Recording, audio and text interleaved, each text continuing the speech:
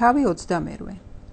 შაბათი რომ გავიდა შვიდეულის პირველი დღის განთიადზე, მოვიდნენ სამარხის სანახავად მარია მაგდალელი და სხვა მარიამი. და აჰა მოხდა დიდი მიწისძვრა, ვინაიდან უფლის ანგელოზი ჩამოვიდა ციდან. მოვიდა ლოდი გადააგორა და ზედ დაჯდა. მისი შესახედაობა ელვასავით იყო და მისი ტანისამოსი თოვლივით სვეტაკი. მისი შიშით შეთრკდნენ მცველები და მკვდრებივით გახდნენ.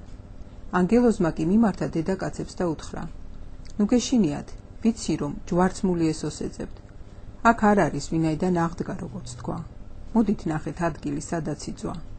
დაუყოვნებლივ წადით და უთხარით მის მოწაფეებს რომ იგი აღდგა მკვდრეთით და აჰა წინ მიგიწვით გალილეისკენ. იქ ნახავთ მას. აჰა გითხარით თქვენ.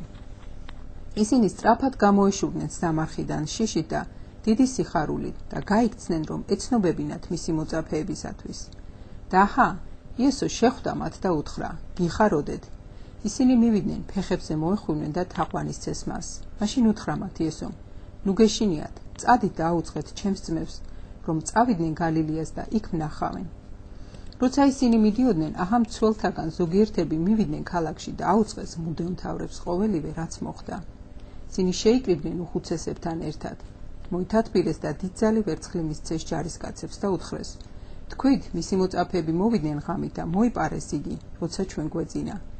და თუ ამას გაიგებს გამგებელი, ჩვენ დავარწმუნებთ მას და აგარიდებთ უსიამოვნებას. მათაც აიღეს ვერცხლი და ისე მოიქცნენ, როგორც დაარიგეს. გავრცელდა ეს ნათქვამი იუდეველებს შორის დღევანდელ დღემდე.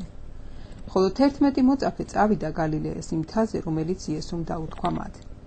ნახეს იგი და თაყვანისცეს. ზოგს კი ეჭვებარებოდა. მოვიდა იესო მათთან და უთხრა: მოცემული მაქვს მე მთელი ხელმწიფება ცაში და დედამიწაზე. ამიტომ წადით და მოიმოწაფეთ ყველა ხალხი. მონათლეთ ისინი მამისა და ძისა და სულიწმიდის სახელით. ასწავლეთ მათ ყოველივეს დაცვა, რაც მე გამცნეთ. აჰა მე თქვენთანა ვარ ყოველ დღე საუკუნის დასასრულამდე. ამინ.